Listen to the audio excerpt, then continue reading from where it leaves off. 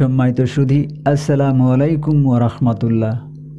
দেশ বা প্রবাস যে যেখান থেকে আমাদের দেখছেন, সবাইকে সাদর আমন্ত্রণ জানিয়ে শুরু করছে আমাদের নতুন আরও একটি এপিসোড। প্রিয় দর্শক, এখন চলছে বর্ষাকাল, আর এই বর্ষাকালে অতিরিক্ত আর্দ্রতা ও তাপমাত্রার পরিবর্তন হরহামেশাই ঘটে। ফলে আমাদের শরীরে ইমিউন সিস্টেম বা রোগ প্রতিরোধ ক্ষমতা দুর্বল হয়ে যেতে পারে। ফলে শরীরে দেখা দিতে পারে বিভিন্ন ধরনের সংক্রমণ, অসুস্থতা। তবে আশার কথা, এ থেকে রেহাই পেতে আমাদের কিছু খাবার খেলেই হয়। তো কী খাবার খেলে এ থেকে আমরা রেহাই পেতে পারি, বা কী খেলে আমাদের রোগ প্রতিরোধ ক্ষমতা বাড়াতে পারি, আজকের আলোচনাতে সেটাই তুলে ধরার চেষ্টা করেছি।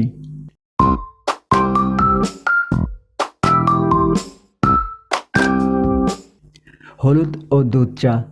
হলুদে আছে কার্কিউমিন সমৃদ্ধ উপাদান, যেটাতে শক্তিশালী প্রদাহ বিরোধী বৈশিষ্ট্য বিদ্যমান। তাই নিয়মিত হলুদ চা বা ঘুমানোর আগে 1 গ্লাস কুসুম গরম দুধে হালকা একটু হলুদ মিশ্রিত করে খেতে পারেন।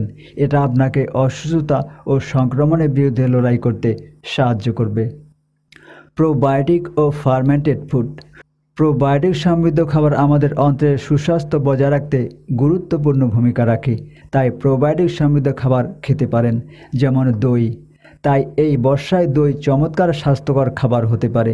এছাড়াও আচার ও পান্তাও খেতে পারেন। স্যুপ ও স্টু। এই বৃষ্টির দিনে তাজা শাকসবজি দিয়ে স্যুপ ও স্টু খান। এটি যে শুধু সুস্বাদু তা কিন্তু নয়, প্রয়োজন মেটাবে ভিটামিন ও খনিজেরও। লেবু। লেবু ভিটামিন সি এর চমৎকার একটি উৎস, যা সংক্রমণের বিরুদ্ধে লড়াই করার ক্ষমতা বাড়িয়ে দেয়। এক্ষেত্রে আপনি সালাদ বা কুসুম গরম পানিতে লেবু খেতে পারেন, যা সর্দি কাশি সহ সাধারণ অসুখ থেকে বাঁচতে বেশ কার্যকর ভূমিকা রাখবে। মশলা চা। মশলা চা রোগ প্রতিরোধ ক্ষমতার বৃদ্ধির কার্যকরী একটি রেমেডি।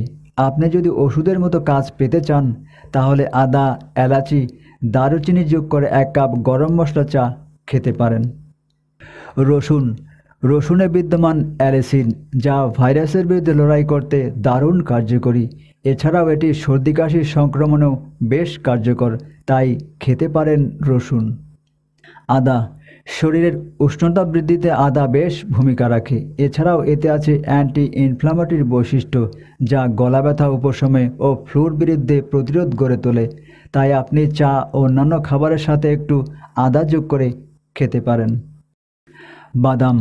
আপনি স্ন্যাক্স হিসেবে বিভিন্ন ধরনের বাদাম খেতে পারেন। এগুলো আপনার প্রয়োজনীয় ভিটামিন ও ফ্যাটি অ্যাসিডের ঘাটতি পূরণ করে দেবে। শুধু তাই নয়, এই বর্ষায় আপনার রোগ প্রতিরোধ ক্ষমতাও বৃদ্ধি করবে। করলা। এই বর্ষায় তিতা সবজি চমৎকার উপকারী, যেমন করলা, যেটি রোগ প্রতিরোধে গুরুত্বপূর্ণ অবদান রাখে। তবে এই বর্ষায় আমাদের কিছু সতর্কতাও অবলম্বন করতে হয়। শাকসবজি আমাদের ভালোভাবে পরিষ্কার পানিতে ধুয়ে খেতে হবে, কারণ বর্ষায় শাকসবজি ময়লা পানি ও জীবাণুর সংস্পর্শে বেশি থাকে, ফলে পেটে সংক্রমণ হতে পারে। এই বর্ষায় সামুদ্রিক খাবার এড়িয়ে চলাই উত্তম, কারণ বর্ষায় দূষণের কারণে সামুদ্রিক খাবার বেশ ঝুঁকিপূর্ণ, যা খাদ্যে বিষক্রিয়ার ঝুঁকি বৃদ্ধি করে। এই বর্ষায় আর্দ্রতা বেশি থাকে, তাই ভাজা ও তৈলাক্ত খাবার কম খাওয়াই বেটার।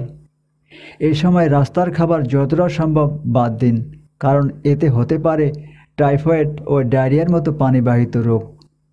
সালাদ ও কাঁচা খাবার এড়িয়ে চলুন, কেননা এতে ব্যাকটেরিয়া ও প্যাথোজেন থাকতে পারে, তাই রান্না করে খাওয়াই উত্তম।